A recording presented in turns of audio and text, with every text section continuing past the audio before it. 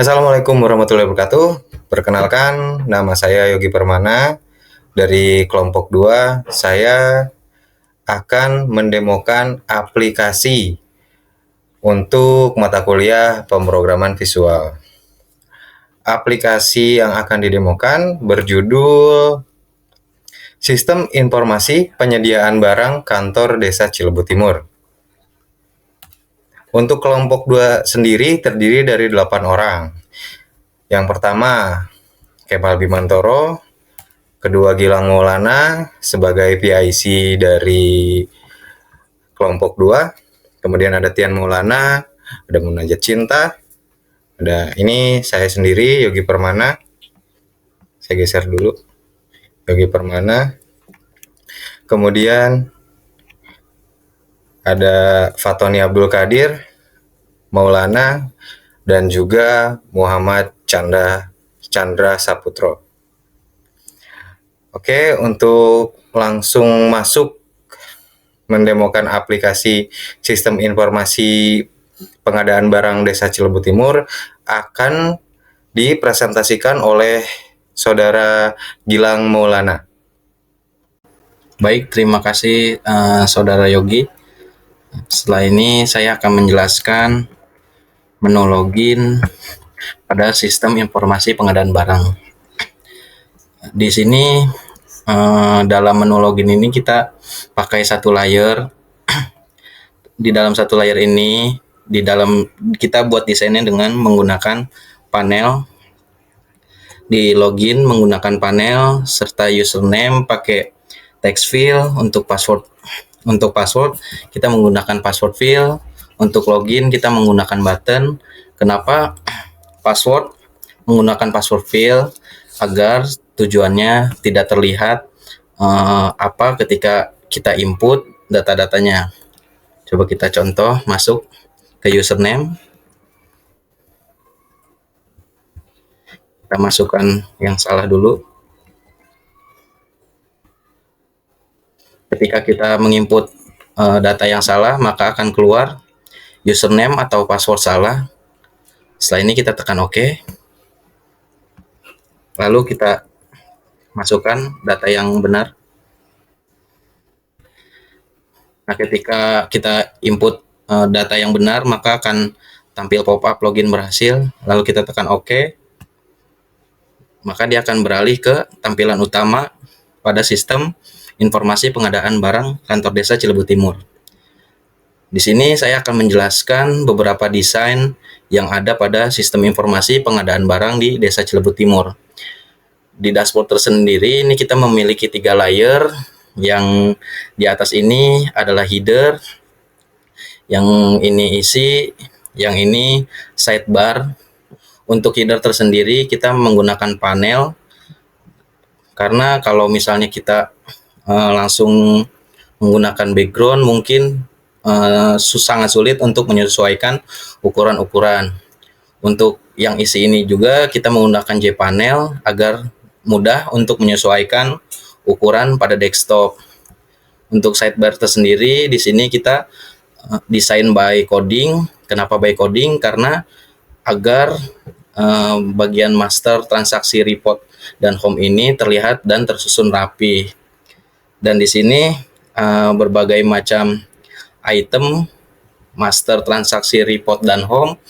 Kita coba tekan, dia akan muncul, maka dia akan tampil show menu. Kalau diklik kembali, dia akan menampilkan hide menu. Kita bedah masing-masing desain di dalamnya. Di sini list jenis barang, terdapat table, di sini text field, dan di sini ada untuk logonya ini kita pakai label. Untuk data supplier kita pakai text field, dan untuk logo-logo di sini kita pakai label, dan di sini ada table. Untuk di data barang masuk paling ada pembeda, yang itu di JDate Causer serta combo box terdapat di kode barang dan nama supplier, serta di sini tetap pakai label. Untuk report kita pakai label dan serta di sini ada label. Mungkin itu saja yang saya jelaskan. Sisanya nanti teman-teman saya yang akan menjelaskan serta mendemokan aplikasinya. Kurang lebihnya mohon maaf. Untuk selanjutnya akan didemokan oleh Kemal Bimantoro.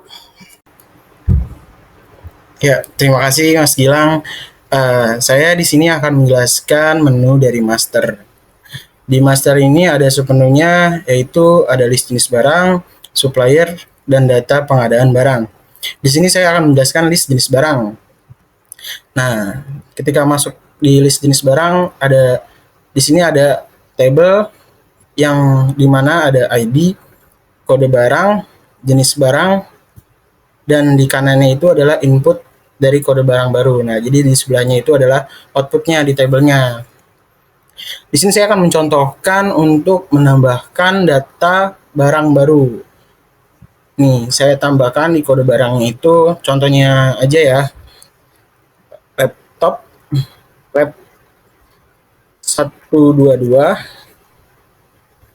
jenis barangnya laptop, ya. Terus kita klik tambah yang ada di bottom di sini nih ya, kelihatan kan teman-teman ya.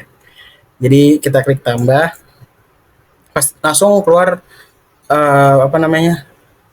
pesan data berhasil tersimpan. Kita cek di bawah apakah data kita tersimpan. Nah, alhamdulillahnya tersimpan. Ini yang tadi kita input lab 122, jenis barangnya laptop. Nah, terus gimana sih caranya kita kalau misalkan edit tapi salah dalam kata dalam kode? Caranya itu kita klik kolom pada table, terus kita ganti, contohnya ya teman-teman, kita ini kan 122, kita bikin 100. Terus klik edit pada button edit. Nah, muncul pemberitahuan data berhasil terupdate. Kita lihat di bawahnya, nah kodenya berubah ya teman-teman jadi 100. Nah, terus gimana sih caranya hapus table hapus kolom pada table? Nih, kita klik kolom tersebut yang akan dihapus, lalu klik button hapus langsung. Kita klik. Nah, di sini ada perintah lagi, ada pemberitahuan lagi, notifikasi bahwa apakah ini ditanyakan lagi yes apa no gitu ya. Kalau misal kita nggak mau, kita klik no. Di sini kita klik yes karena kita mau ya. Yes. Nah, data berhasil terhapus. Tapi di sini masih belum terhapus nih. Jadi kita langsung ke refresh ke bottom ini ya, refresh. Nah, jadi kehapus ya. Ini dari sini udah nggak ada nih laptop itu cahayanya. Nah, seperti itu. Terus saya akan menjelaskan lagi di submenu supplier. Nah, di sini sama, nggak jauh beda sama yang tadi. Di sini ada inputnya di from supplier. Di sebelah kanannya itu ada tabel dari output from suppliernya. Nah, di sini kita coba untuk menginput data barunya ya, data supplier baru.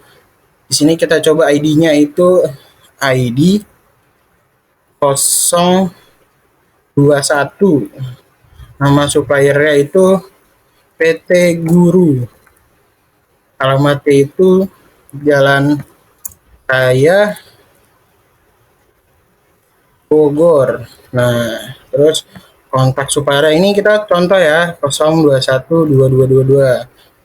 Nah, udah begini, langsung saja kita klik save untuk menambahkan data supplier. Nah, muncul notifikasinya data berhasil tersimpan. Kita cek lagi. Nah, ini alhamdulillah udah keluar di table input ya, edit output ya. Terus kita cara editnya nggak jauh beda sama yang tadi. Kita klik, misalkan di sini kita ganti PT, nama supplier kita ganti PT Cosmac misalkan. Cosmac. Oke. Nah, di sini kita langsung klik button edit.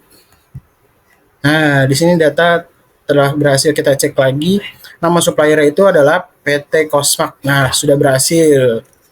Nah, di sini misalkan ada kesalahan dalam ID, apa ada yang harus dihapus, caranya sama seperti di awal, kita klik kolomnya pada table, kita klik delete. Iya, kita klik delete, yes.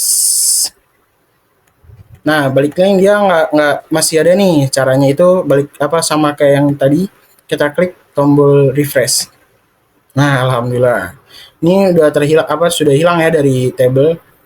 Nah, di sini cukup sekian dari saya menjelaskan materi apa namanya? List jenis barang dan supplier. Selanjutnya akan dijelaskan oleh teman saya Munajat Cinta. Oke, terima kasih Mas Kemal. Di sini saya akan mempresentasikan pop-up menu yang ada di master, yaitu data pengadaan barang. Oke, kita langsung masuk aja ya ke data pengadaan barang. Nah, di data pengadaan barang tersebut, di sini ada table. Di dalam table tersebut ada beberapa data yang sudah terinput. Nah, di sini ada keterangan-keterangan, perintah-perintah ketika kita ingin menginput barang. Contohnya di sini ada nomor penggandaan. Nomor ini udah otomatis ya, udah otomatis disetting dari programnya. Nah, di sini ada tanggal, ada jenis barang, nama barang, jumlah barang, keperluan barang, harga barang, divisi sama status barang. Nah, kita langsung ke contoh aja. Nah, di sini kita memasukkan tanggal terlebih dahulu. Nah, misalnya di sini saya ngambil tanggal 3. Nah, ketika kita klik di sini maka akan otomatis tanggal, bulan sama tahun. Jadi kita tidak perlu input manual. Nah, kita lanjut di sini kita masukkan jenis barang.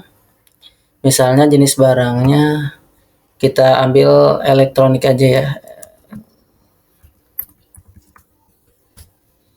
Nah, nama barangnya misalnya kita ambil contoh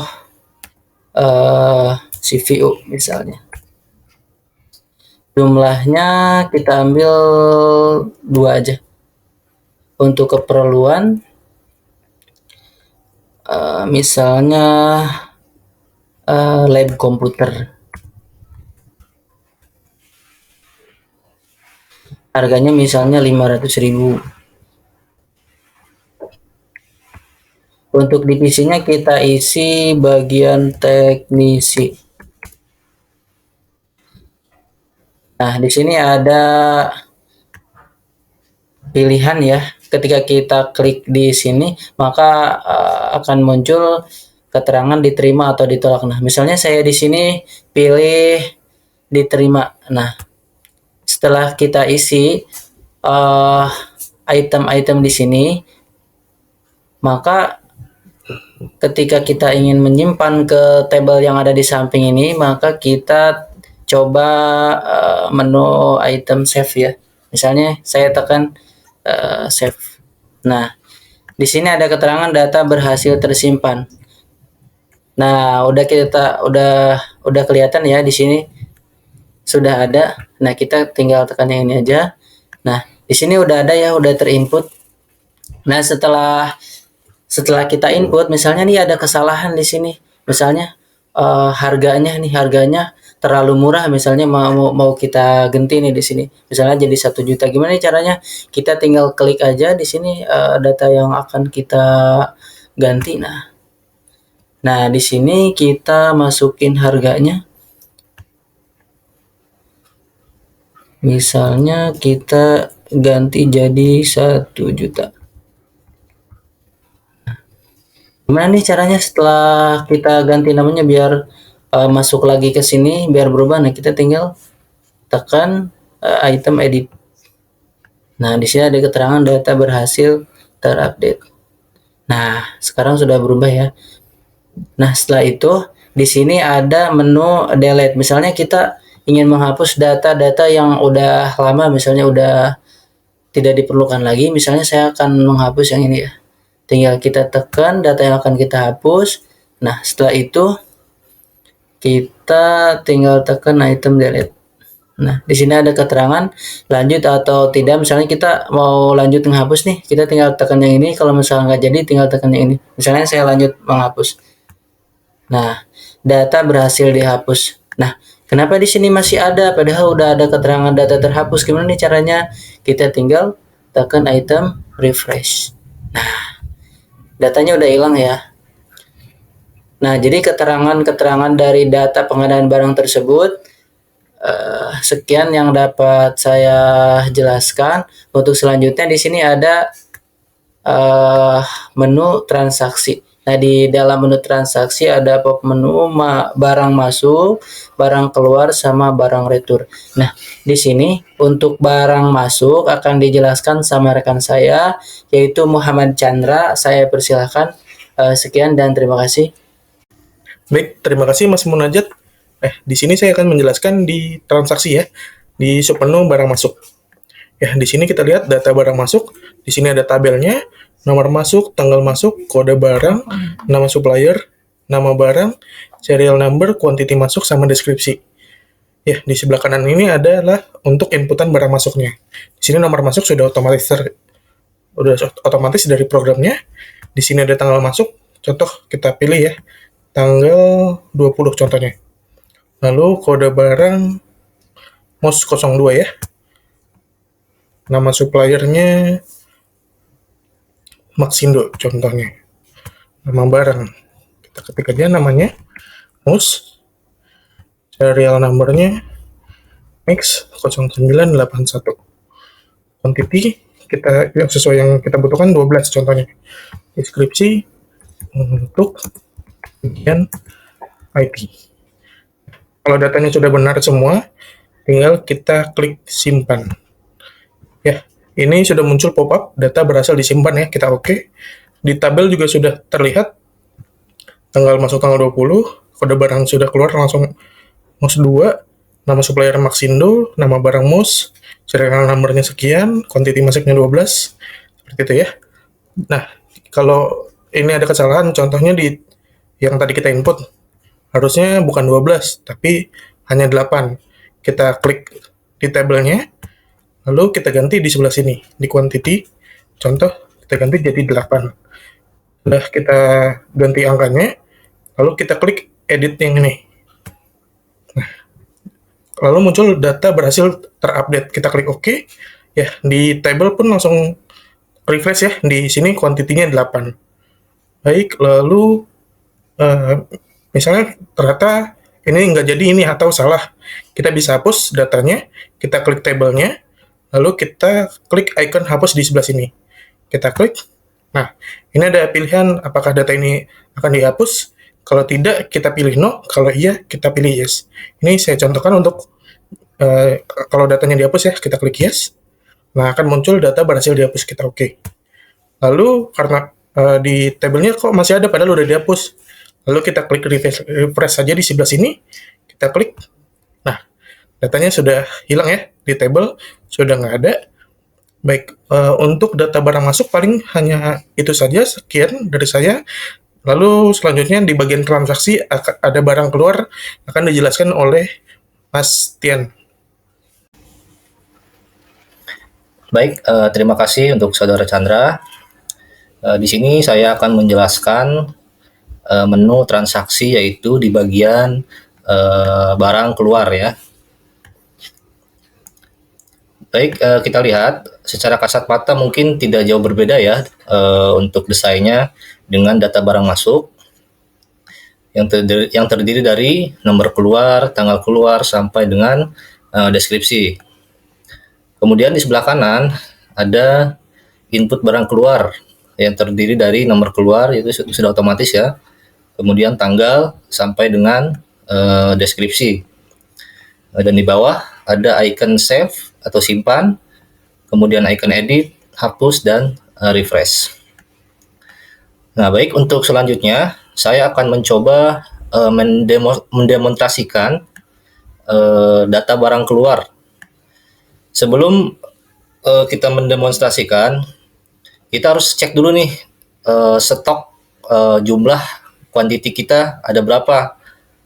Nah, untuk itu di mana sih ngeceknya? Nah, untuk ngeceknya itu kita masuk ke menu report ya. Kemudian pilih bagian report stok barang. Nah, di sini ada beberapa data-data barang. Sebagai contoh kita pilih di nomor masuk 49 atau kita pilih yang nomor masuk 50 deh. Dengan kode barang RTR01 dengan nama barang router Cisco. Oke. Kita perhatikan di sini kan kuantitinya ada 8 ya. Misalkan nanti kita akan keluarkan 3 ya. 3 barang. Untuk itu kita langsung ke barang keluar. Kita input, masukkan tanggal. Misalkan input di tanggal 19, kemudian nama barangnya,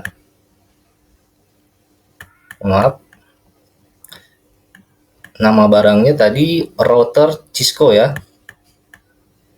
router Cisco di tanggal 19.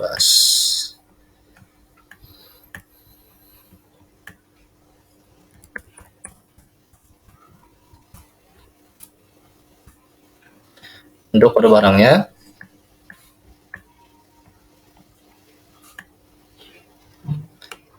menggunakan RTR01. Untuk kuantiti keluarnya tadi kita coba keluarkan 3 ya, dengan serial number 112, 113, kemudian deskripsinya, barang digunakan,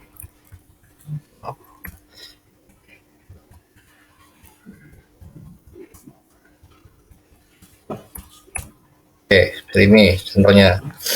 Kemudian setelah datanya sudah terinput, kita klik icon save ya. Kita klik. Nah, di sini langsung ya notifikasi data berhasil tersimpan. Kita klik OK. Kemudian langsung muncul ya di tabel data barang keluar. Nah, untuk itu kita cek lagi nih di report stok barang apakah berkurang. Kita lihat. Nah, yang tadinya 8 kuantitinya sekarang menjadi 5 ya, jadi berkurang 3 karena tadi kita sudah input barang keluar. Oke, untuk selanjutnya apabila kita ingin merubah atau mengedit, misalkan dari segi kuantiti nih, ini kan awalnya 3, misalkan kita mau merubah kuantitinya menjadi 5 misalkan. Kita tinggal pilih di tabel yang mana yang mau diedit, misalkan yang barusan ya. Kemudian kita edit di bagian quantity menjadi 5. Nah, setelah itu kita langsung klik icon edit.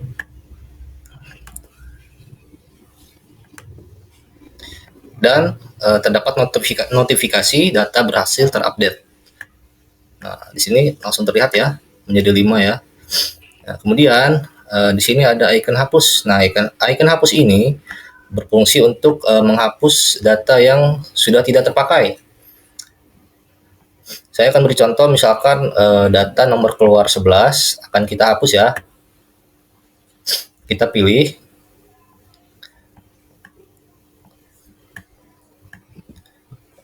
Atau kita pilih nomor 13 saja ya, yang barusan kita pilih data yang ingin kita hapus di tabel ini. Kemudian kita langsung klik saja icon hapus ini. Nah, di sini langsung ada pernyataan apakah data ini akan dihapus.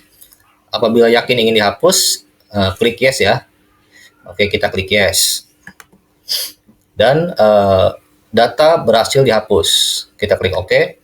Kemudian kita refresh untuk memperbarui data tabel yang ada di data barang keluar ini. Mungkin itu saja yang bisa saya jelaskan untuk menu transaksi data barang keluar. Untuk selanjutnya mungkin akan dilanjutkan oleh teman saya di bagian transaksi barang retur ya.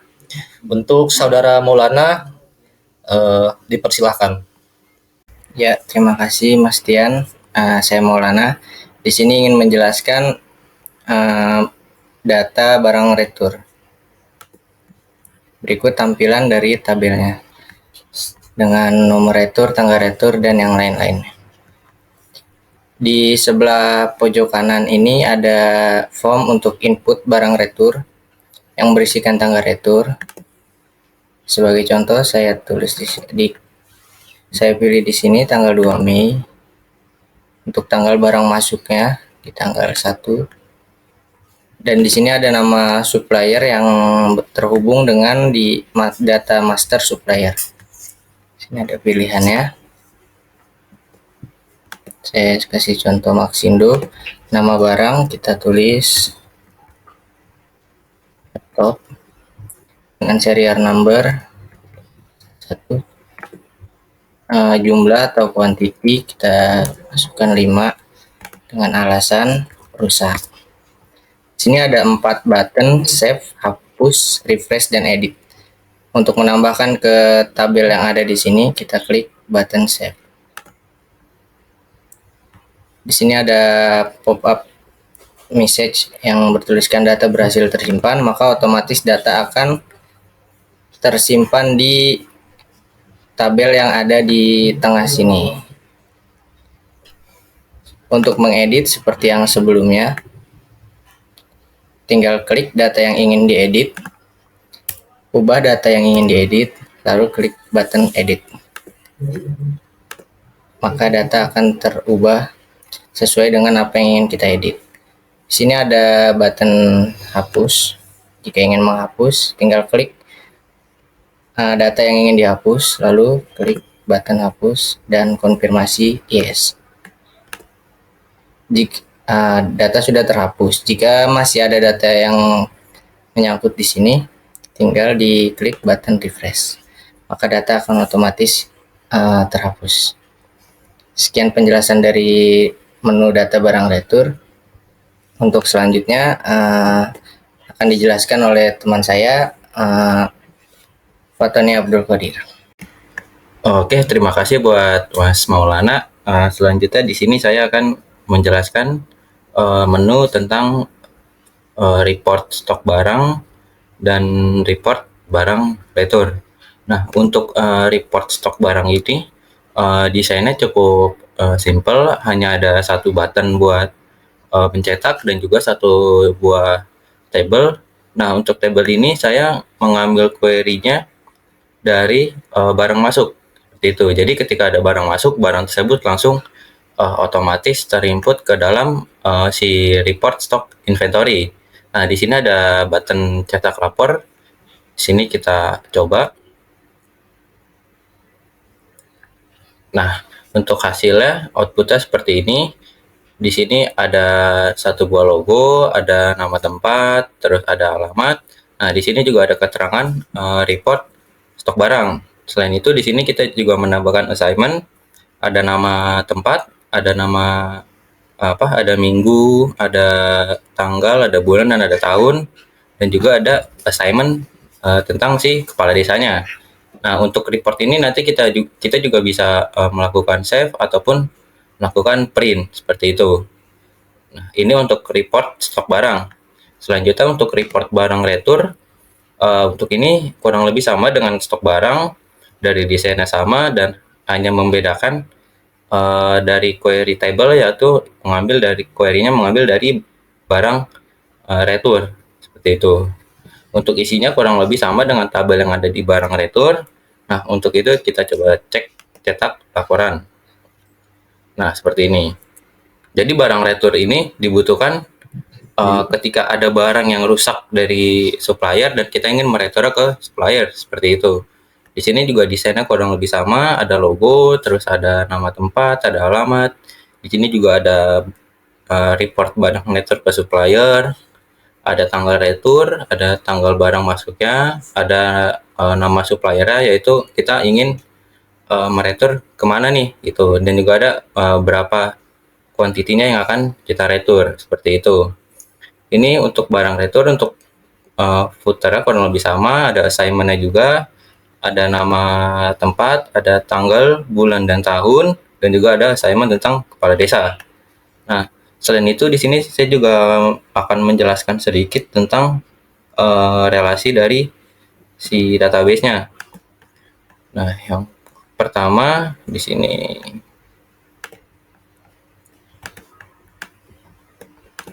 Nah, di sini ada di menu desain. Nah, untuk relasi di sini, yang pertama saya akan menjelaskan tentang relasi dari nama kolom, yaitu kode barang. Nah, kode barang ini tuh berawal dari list barang. Jadi ketika kita menginput suatu data di list barang, nantinya kode barang ini akan dipakai di barang keluar ataupun di barang masuk. Seperti itu. Ini untuk kode barang. Jadi nantinya data ini kita hapus ataupun kita tambah, nanti di sini juga akan menyesuaikannya juga, seperti itu. Selain itu ada dari table supplier, yaitu di sini saya menambahkan relasi namanya nama kolom, nama supplier yang nantinya akan digunakan di barang masuk dan barang retur. Karena di dua table ini dua-duanya membutuhkan suatu nama supplier ya.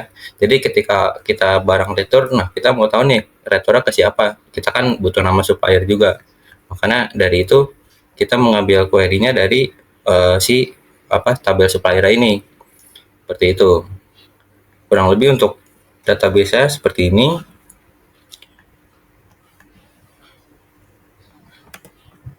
Untuk di programnya sendiri pun yang sudah dijelaskan tadi, untuk jenis barang semuanya dari supplier. Nah, contohnya seperti ini nih, dari data supplier ada nama supplier yang nantinya akan digunakan di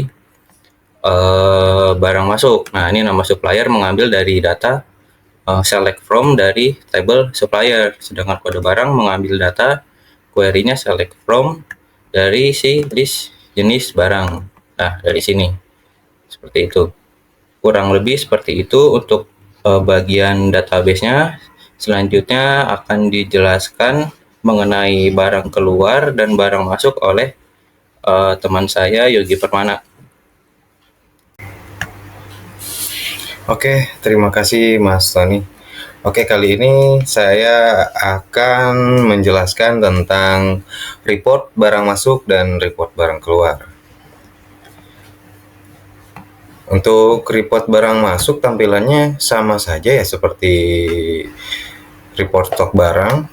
Di sini ada label dan ini ada label yang kita desain untuk mencetak laporan.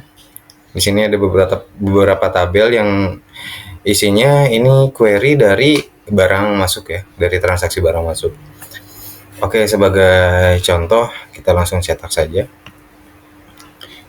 Ini hasilnya ya, hasil yang udah tercetak, ada logo dan ada tulisan kantor Desa Cilebut dan juga ada ini nama kota dan tanggal pada hari ini. Dan di sini ada assignment untuk kepala desa.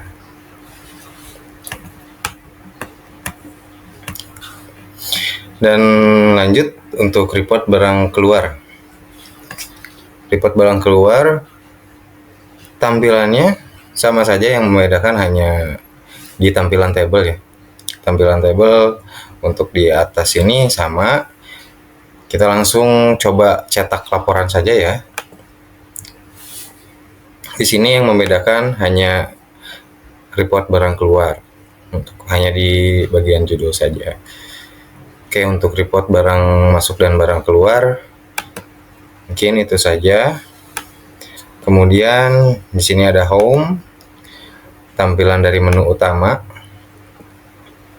Dan di sini adalah aktor-aktor dari pembuatan aplikasi sistem informasi pengadaan barang Desa Cilebut Timur. Oke, mungkin itu saja untuk demo aplikasi sistem pengadaan barang Desa Cilebut Timur. Mohon maaf apabila ada kesalahan kata. Saya dari kelompok 2 pamit undur diri dan terima kasih kepada Bapak Imam Himawan MKom sebagai dosen dari pemrograman visual, dan semoga aplikasi ini bisa berguna untuk Desa Cilebut Timur ke depannya. Saya pamit undur diri. Assalamualaikum warahmatullahi wabarakatuh.